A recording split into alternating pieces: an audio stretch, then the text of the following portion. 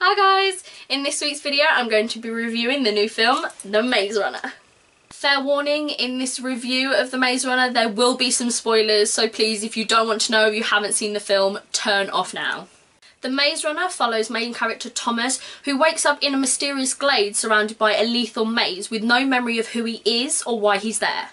He's not alone, however, because every month for the past 3 years a different boy has been dropped into the glade with no memory of who he is, no memory of why he's there. The only thing they're left with is their name.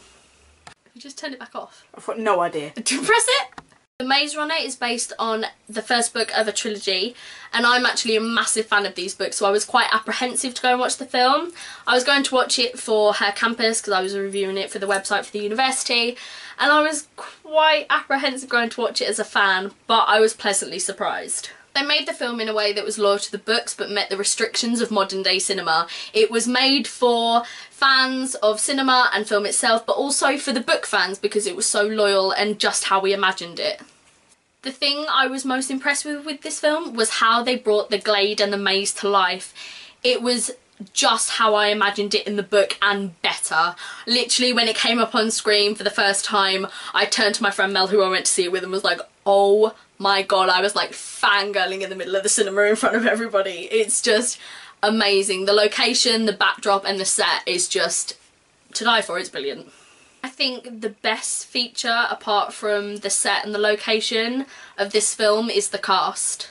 Dylan O'Brien, sorry if I'm saying his name wrong, plays main character Thomas, and he is brilliant. He brings the character from the book to life in a way that, even though he's put in a circumstance that we can't possibly comprehend, he makes him so real and relatable to modern day life. At one point in the film, a girl is dropped into the maze. Now this is a massive thing because it has never happened.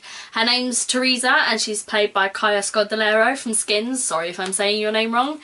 And there was something about this character that didn't make me love her as much as I loved her in the books. She's an amazing actress and the character is pinnacle to the story, but I didn't feel like I related to her as much as I did the male members of the cast. There were 3 cast members who literally stole the film for me. Thomas Brodie Sangster, Will Poulter and Chris Sheffield. Spoilers coming up. Chris Sheffield plays the character Ben, who's in the film for all of 20 minutes I think, but literally stole some of his scenes. There is a scene where he attacks Dylan's character Thomas because he's been stung by a griever in the maze, and his portrayal of that was sublime and I think brought it to life better than I imagined it from the book. Bringing it home for the English actors, we have Will Poulter and Thomas Brodie Sangster, alongside Kaya of course. Their portrayals of Gally and Newt were just amazing, especially Thomas as Newt. He brought the character from the book to life in a loyal way for the fans who have just been raving about his performance. Another favourite actor I just have to mention is Ki Hong-ee, who plays Min Ho. He plays a runner in the maze and oh my god, I fell in love with him in the film. He's a really good character in the book, but in the film I don't know what happened. I was just waiting for the next time he came onto screen. One question I get asked a lot about this film is, what is my favourite relationship? A lot of people say Thomas and Teresa, and I see where that's coming from, but my favourite relationship is actually Thomas and Chuck. Again, spoilers are coming up, so please stop watching. I'm not afraid to say I cried like a baby at the end of this film, because the scene where Gally shoots Chuck by accident is heartbreaking because of Thomas's reaction. Dylan played this scene in a way that I don't think there was a dry eye in the cinema when this happened, and the loss of Chuck in the book was emotional, but in the film I just sobbed and sobbed and sobbed some more. The one thing I was surprised about this film was how quick it went in retrospect to time in general.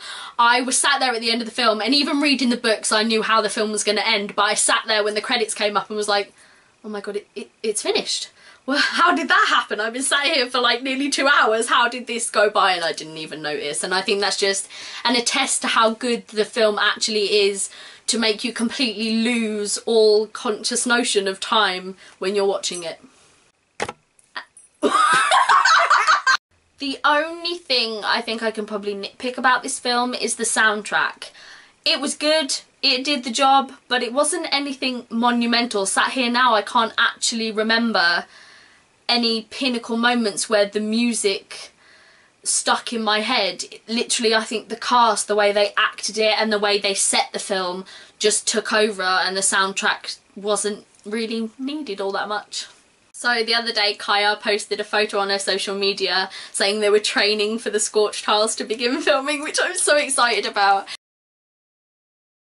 All the cast are returning, so we get to see our favourites in their roles and some new characters.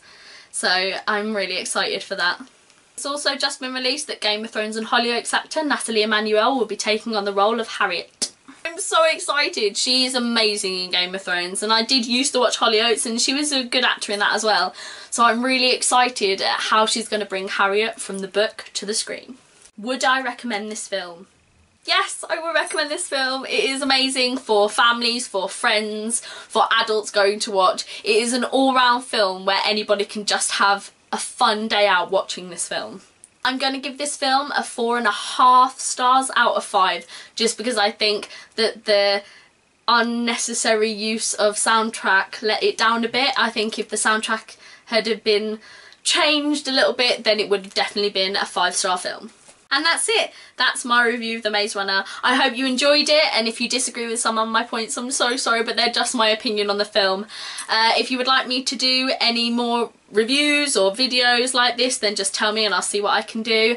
Click like, subscribe, comment and all that, and I will see you next week. Bye guys!